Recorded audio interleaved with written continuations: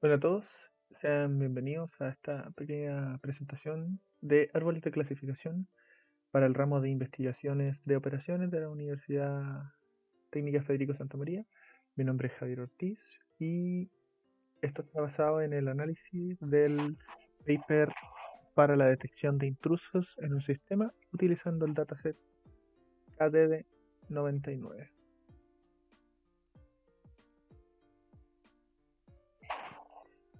Bueno, primero que nada, el dataset KD99 es un dataset compuesto con la información de los comportamientos de ataque a redes y las variables utilizadas para parametrizar y normalizar los comportamientos del usuario, dentro de los cuales podemos ver algunas variables que han sido analizadas y este mismo dataset se utiliza en muchos otros estudios y se investiga de esta misma manera este fenómeno.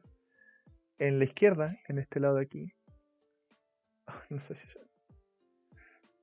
podemos ver una lista de los 5 tipos de ataque, en realidad los 4 tipos de ataque que tiene este dataset, demostrando que están los DOS, por ejemplo los R2L, y aquí están clasificados en cómo están dentro del dataset de KDD, dando la variable normal para valor 1, 2, 3, 4 y 5. Estos son los valores.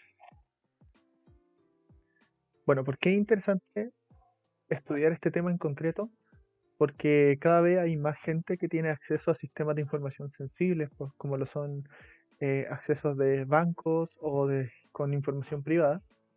Entonces es importante tener un control de ataques y tener un sistema de seguridad que defienda al sistema, o sea, tener un subsistema de seguridad que defienda nuestro sistema para que usuarios malvados, malévolos por decirlo de alguna manera, no roben la información de otros usuarios que sí están usando la aplicación y que pueden verse afectados negativamente. Bueno, además es importante destacar que es humanamente imposible monitorear la actividad de todos los usuarios que están en el sistema, dicho lo anterior, eh, ya que no existen lo suficientemente personas o no hay un programa suficiente que pueda mostrar la información de todos los usuarios al mismo tiempo, por lo que hay que buscar otras vías más automatizadas. Y por último, también es importante estudiar este tema, ya que a su vez es aún más imposible el determinar si el comportamiento de una persona es normal o anormal, por lo que es difícil determinar si se compone de un ataque o no al sistema, y menos oportunamente en el momento, para poder bloquearlo. Bueno, ¿cómo se estaba resolviendo actualmente y anteriormente?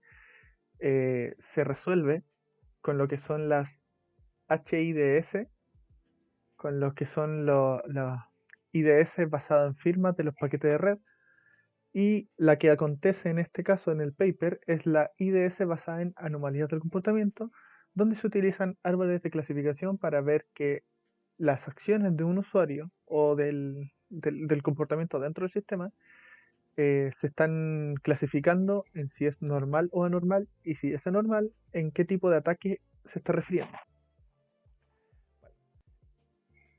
Más en particular,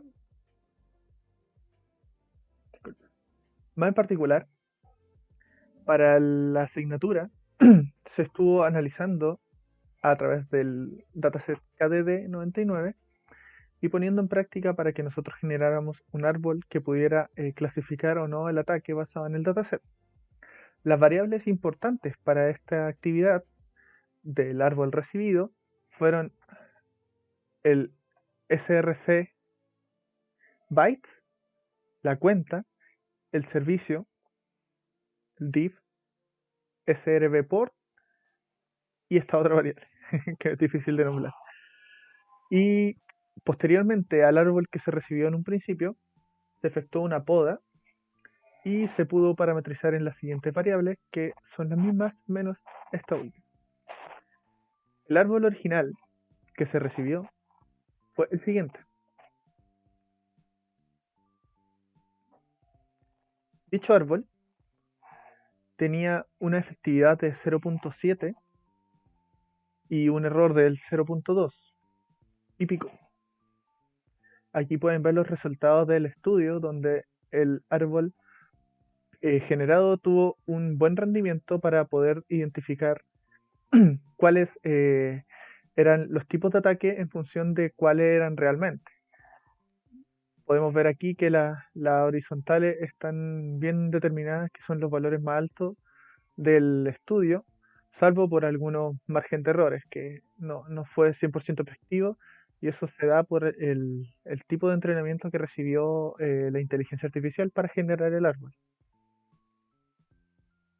Luego, a este mismo árbol anterior se le efectuó una poda donde se le quitó la última variable para ver su comportamiento y los resultados fueron un poquito mejores, dentro de lo cual se disminuyó la cantidad de ramificaciones que tenía el árbol, fue más certero, ya que si se eliminaba alguna de las otras variables, el árbol crecía demasiado, aparecían como 3 o 4 ramas más por lado. Entonces, este fue el más simple que se pudo determinar, perdiendo un poquito de efectividad, y eso lo vamos a ver. La efectividad siguió siendo de 0.7, pero bajó de 0.74 a 0.73, lo cual es ínfimo dado las ventajas de que convenía tener un árbol más simple.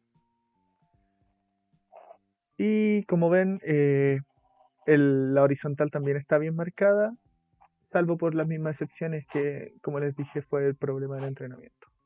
Esto se ajustaría mejor si es que el sistema recibiera un entrenamiento un poco más forzado, por decirlo de alguna manera, donde se le entreguen más datos para que pueda ir aprendiendo y perfeccionando su método de detección y clasificación. Los pasos para realizar dicha actividad fueron los siguientes.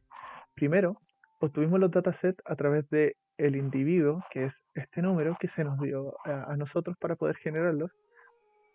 En Python se hizo la separación de un dataset de entrenamiento y un dataset de prueba. Y posteriormente en R usamos los siguientes pasos para poder dar origen al árbol, donde primero se importaron los datasets, se creó el árbol utilizando la librería rpart y rpart.plot, y finalmente se usó la función predict para poner a prueba el árbol y poder testearlo y poder calcular posteriormente el error y la diferencia entre los valores del predict y la columna xAttack, que es el valor exacto del cual era el tipo de ataque. Entonces, bajo esta diferencia, se pudo conseguir o no el margen de error. Finalmente, este es el código que se utilizó. Pueden verlo, el árbol generado, a partir de los primeros y segundos valores. Y eso ha sido todo. Muchas gracias por ver este video y que estén bien.